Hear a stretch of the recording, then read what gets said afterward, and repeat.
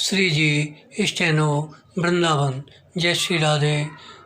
आनंद आशुलिपि पत्र का प्रतिलेखन संख्या 11, गति 80 शब्द प्रति मिनट। प्रारंभ करें। महोदया, मैं सर्वप्रथम अपने सभी माननीय सदस्यों के प्रति आभार प्रकट करता हूँ, जिन्होंने भारतीय पुनर्वास परिषद विधेयक 1962 पर अपने मूल्यवान विचारों से हमें और सदन को लाभान्वित किया। विराम। बहुत सारे प्रश्नों को माननीय सदस्यों ने रखा है, जिनके पीछे औचित्य है। विराम। परिषद की बैठक के संबंध में जो आप लोगों ने चर्चा की है, मेरा भी ख्याल है, विश्वास है कि परिषद की एक बैठक होनी ही चाहिए, पर और कई बैठकें भी होनी चाहिए। विराम। क्योंकि बैठक एक होती है जिससे पूर्ण रूप से काम की समीक्षा नहीं होती। विराम। इसलिए मैं भी मानता हूँ कि बैठक बढ़ानी चाहिए। विराम। अंबेडकर साहब ने प्रश्न उठाया है कि आदिवासियों के अंदर बीमारी है। विराम। जो भी बीमारी हो, जिस किसी भी कारण से कोई भी नागरिक अगर विकलांग होता है तो उनको भी हम विकलांग की सूची में मानते हैं। विराम। उन्हें विकलांग नहीं मानने का प्रश्न नहीं है। विराम। यह प्राकृतिक प्रदत्त भी होता है, दुर्घटना के कारण भी होते हैं, कभी कभी आँख में दवा लगाने से भी हो जाता है, शारीरिक रूप से पिछड़ा हो गया।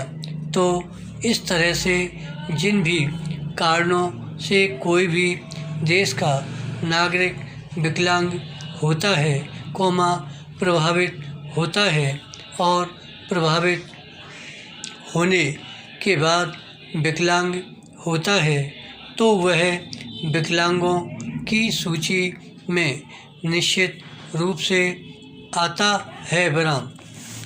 पैरा।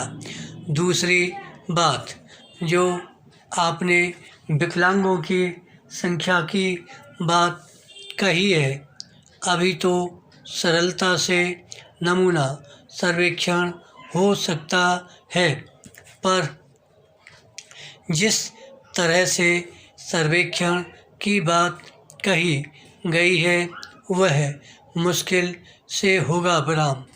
इसमें ये आंकड़े आएंगे, पर मैं यह कहना चाहता हूँ कि इनकी संख्या कम नहीं है। विराम।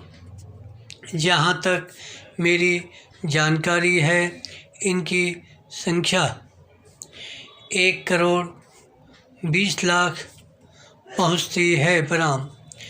मगर आबादी के अनुपात से संख्या अधिक भी हो सकती है और कम भी हो सकती है। विराम।